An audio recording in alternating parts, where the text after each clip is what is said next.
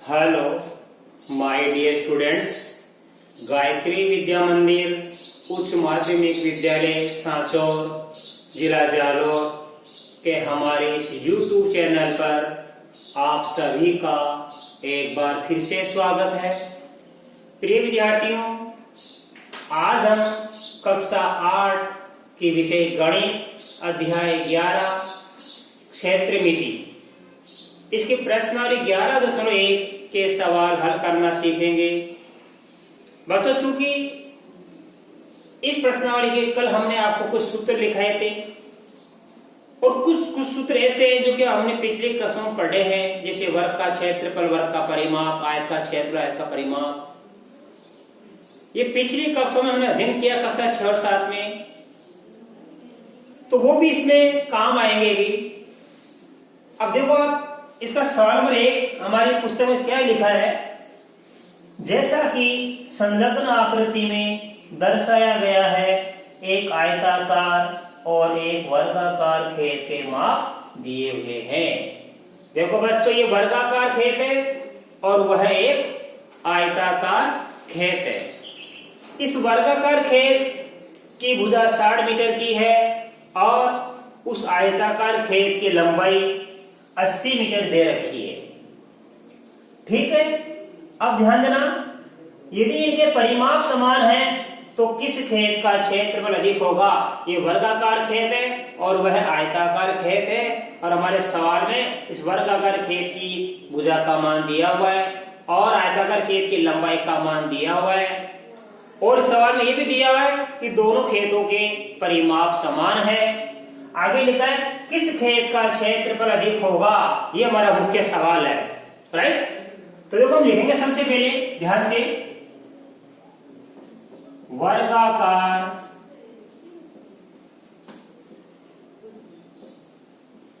खेत की भुजा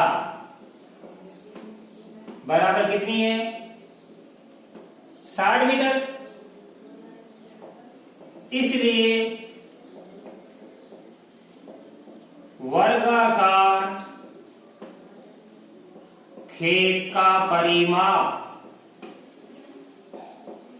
हम ज्ञात करेंगे। बच्चों, वर्गाकार खेत का परिमाप ज्ञात करने का सूत्र होता है 4 गुणा वर्गाकार खेत की भुजा। तो देखिए यहाँ पे 4 गुणा वर्गाकार खेत की प्रति भुजा 60 मीटर है, हम इसको गुणा कर लेंगे। 4 को 60 से गुणा करेंगे तो आएगा 240 मीटर। ये क्या गया बच्चों, वर्गाकार खेत का परिमाप हमको प्राप्त हो गया।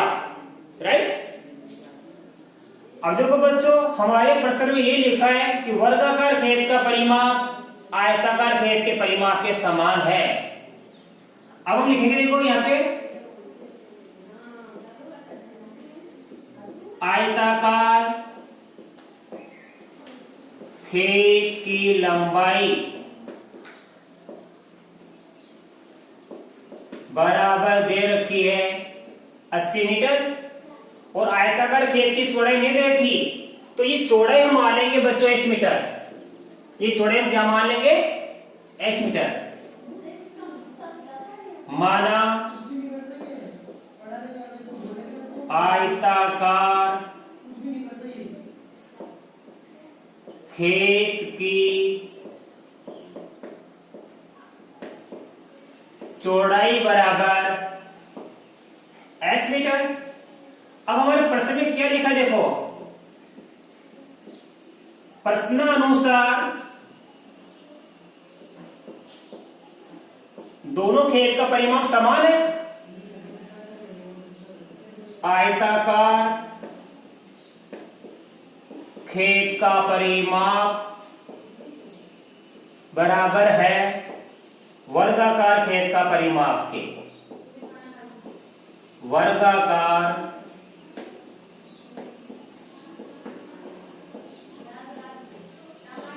खेत का परिमाप, हमारे प्रश्न में लिखा है कि दोनों ही खेतों के परिमाप समान है, अर्थात वर्गाकार खेत और आयताकार खेत का परिमाप समान है।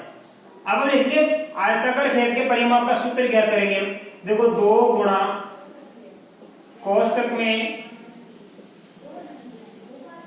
लंबाई प्लस चौड़ाई, ये किसका सूत्र होता है?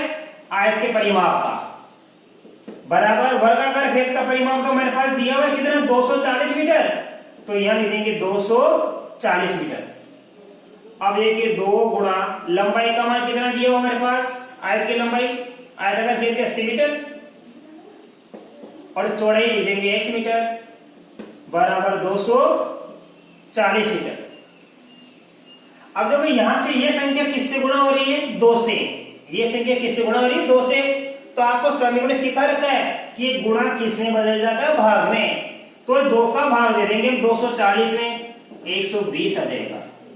तो यहां बच गया हमारे पास में 80 प्लस x बराबर 120। अब x का मान क्या कर लेंगे? समीकरण में देखो गुणा तो बदल जाता है भाग में, और ये प्लस बदल जाता है माइनस में। अब देखो इस 80 का हो जाएगा पक्षांतरण, 80 का क्या हो जाएगा? पक्षांतरण। तो बच जाएगा x बराबर 120 माइनस 80 बराबर 180, 120 से 80 कटाएंगे तो 40 मीटर। तो x का मान 40 मीटर आ गया। इसका मतलब ये क्या हुआ? हमने x क्या माना था? ये आयताकार घेर की चौड़ाई प्राप्त हो गई हमको। इसलिए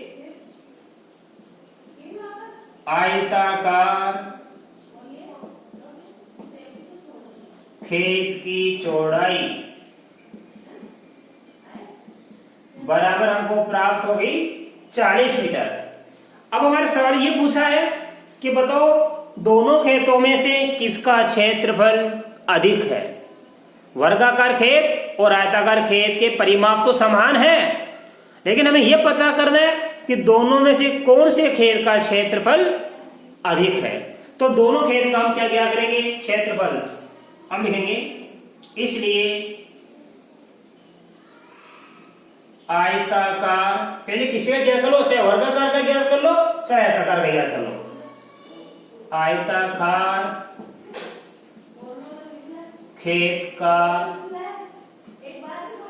क्षेत्रफल बराबर क्या होता है? लंबाई गुणा चौड़ाई। हमने आपको बता रखा है कि आयत का क्षेत्र ज्ञात करने का सूत्र क्या होता है? लंबाई गुणा चौड़ाई। अब हम लंबाई को चौड़ाई से गुणा कर देंगे बच्चों। देखो लंबाई हमारे पास दी हुई है कितनी? 80 मीटर। इसका गुणा चौड़ाई से कर देंगे, चौड़ाई कितनी है? 40 मीटर। गुणा कर देंगे, इस 2 बार शून्य आ गया, और 8 को 4 से गुणा करो 32, 8 सौ 3200 मीटर स्क्वायर। ये तो आ गया आयताकार खेत का क्षेत्रफल। अब हम क्या करेंगे? वर्गाकार खेत का क्षेत्रफल। वर्गाकार खेत का क्षेत्र होता है भुजा स्क्वायर, और वर्गाकार खेत की भुजा कितनी रखी है? 60। तो लिखेंगे यहां पे 60 का स्क्वायर। इसका मतलब 60 को 2 बार लिख के हम गुणा करेंगे। 60 मीटर गुणा 60 मीटर, तो गुणा करेंगे 0 0 2 बार आ गया, 6 को 6 से गुणा करेंगे 36, तो 3600 मीटर स्क्वायर। वर्गाकार खेत का क्षेत्र आ गया 3600 मीटर स्क्वायर, और आयताकार खेत का क्षेत्र आ गया 3200 मीटर स्क्वायर। अब हमको मालूम पड़ गया कि कौन से खेत का क्षेत्र अधिक है। देखो ये ज्यादा है और ये कम है, तो लिखेंगे इसलिए वर्गाकार खेत का क्षेत्रफल अधिक है। अब कितना अधिक है आप बाकी करके देख लीजिए। 3600 में से घटाएंगे 3200, तो ये बच जाएगा 400 मीटर स्क्वायर अधिक है। राइट? अब आपको अच्छी तरह समझ में आ गया बच्चों। आप जरा ध्यान दीजिए कि हमने सबसे पहले वर्गाकार खेत का परिमाप ज्ञात कर लिया, फिर प्रश्न के अनुसार आयताकार खेत का परिमाप बराबर वर्गाकार खेत का परिमाप लिख दिया, आयताकार खेत की लंबाई दे रखी, चौड़ाई हमने 1 मीटर मान ली। इस प्रकार हमने आयताकार खेत की चौड़ाई भी ज्ञात कर ली, उसके बाद आयताकार खेत और वर्गाकार खेत दोनों का हमने क्षेत्रफल ज्ञात कर लिया। तो हमको मालूम पड़ गया कि वर्गाकार खेत का क्षेत्रफल 400 मीटर स्क्वायर अधिक है। अब आप बच्चों इसका स्क्रीनशॉट लीजिए, मैं आपको इसके बाद अगला सवाल सिखाऊंगा। अब देखिए बच्चों, क्वेश्चन नंबर 2 में क्या लिखा है। श्रीमती कौशिक के पास चित्र में दर्शाए गए माप वाला एक वर्गाकार प्लॉट है। ये वर्गाकार प्लॉट है बाहर 25 मीटर भुजा वाला। ये प्लॉट के बीच में एक घर बनाना चाहती है। ये प्लॉट के बीच में क्या बनाना चाहती है? यहाँ पे ये घर बनाना चाहती है श्रीमती कौशिक।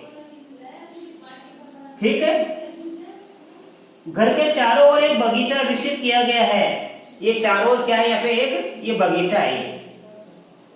इस बगीचे पर 75 रुपये प्रति वर्ग मीटर की दर से इसको विकसित करने का व्यय भी ज्ञात कीजिए। ठीक है बच्चों, अब आप ध्यान देना, ये जो बगीचा है इस बगीचे को विकसित करने का व्यय 55 रुपये प्रति मीटर स्क्वायर की दर से हमको ज्ञात करना है। सबसे पहले देखो हम क्या करेंगे, ध्यान देना। ये आप सबसे पहले देखो हमारे पास ये दो आकृति बन गई, ये घर है, ये बगीचा है। तो घर सहित बगीचे का क्षेत्रफल, ये यहां से देखो ये क्या बगीचा है, यहाँ पे ये हिस्सा क्या बगीचे का, ये घर का, घर सहित बगीचे का कुल क्षेत्रफल, घर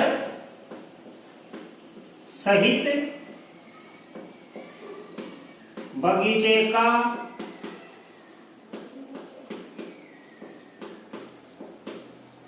कुल क्षेत्रफल।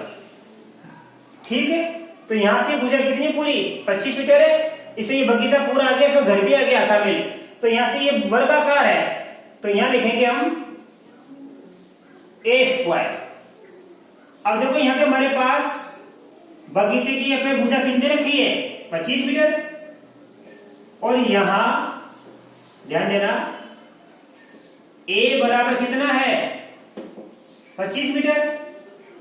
तो हम यहां लिखेंगे ए स्क्वायर का मान 25 स्क्वायर, अर्थात 25 मीटर गुणा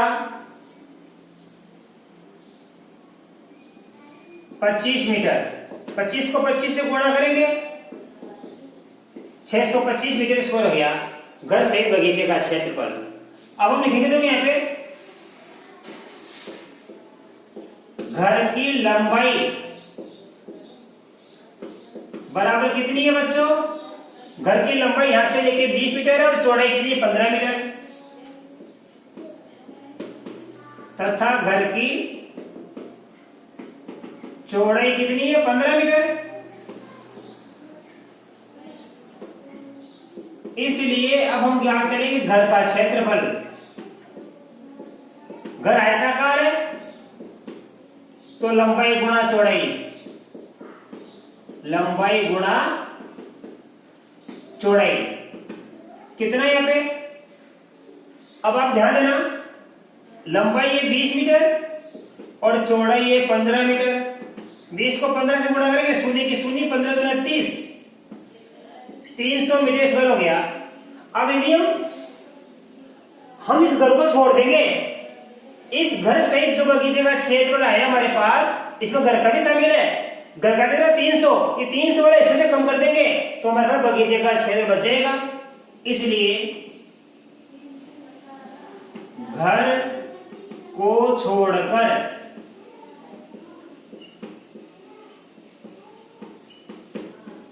बगीचे का क्षेत्रफल कैसे ज्ञात करेंगे? घर सहित कितना है 625 मीटर स्क्वायर और घर का कितना है 300 मीटर स्क्वायर। 625 से 300 कम कर देंगे तो ये बच जाएगा 325 मीटर स्क्वायर। इतने बगीचे को विकसित कराना है। अब दर क्या है 55 रुपए, 55 रुपए प्रति मीटर स्क्वायर की दर से बगीचे को विकसित, मतलब उसमें और काम कराना है, विकसित कराने का व्यय हमें ज्ञात करना है बच्चों। तो 300 देखो एक मीटर स्क्वायर का 25 रुपए लगा है, तो 325 मीटर स्क्वायर का कितना खर्चा लगेगा? 325 का गुणा करेंगे 55 से। अब हम गुणा करके देखेंगे 325 को 55 से, 55 25 32 पंजे 60 2 162, फिर 5 2 6 1 5 2 7 6 2 8 6 1 7 21 17 8 75 17,875 रुपए इस बगीचे को विकसित कराने में लगेगा। राइट, पहले हमने घर सहित क्या ज्ञात कर लिया? बगीचे का कुल क्षेत्रफल ज्ञात कर लिया। घर सहित बगीचे का क्षेत्र है 625 मीटर स्क्वायर। फिर हमने घर का अकेले का क्षेत्र ज्ञात कर लिया, 20 मीटर गुणा 15 मीटर, यह आ गया 300 मीटर स्क्वायर। अब घर सहित बगीचे का क्षेत्र 625 था, उसमें से हमने घर का क्षेत्र घटा दिया, तो शेष बगीचे का क्षेत्र बच गया 325 मीटर स्क्वायर। इस 325 मीटर स्क्वायर को हमको क्या करना? बगीचे को विकसित करना है, और विकसित करने का जो खर्चा लगेगा वो 55 रुपए प्रति मीटर स्क्वायर की दर से लग रहा है। तो 55 रुपए प्रति मीटर स्क्वायर की दर से इस बगीचे को विकसित करने का व्यय हम कैसे क्या करेंगे? 325 मीटर स्क्वायर को हम 55 से गुणा करेंगे तो उत्तर आएगा 17,875 रुपए। इस प्रकार इस बगीचे को विकसित कराने में कुल खर्चा लग गया 17,875 रुपए। तो बच्चों मैं आशा कर सकता हूं आज बताए गए दोनों सवाल आपको अच्छी तरह समझ में आए होंगे। इसके बाद आगे के सवाल मैं कल के वीडियो में सिखाऊंगा। तब तक के लिए धन्यवाद।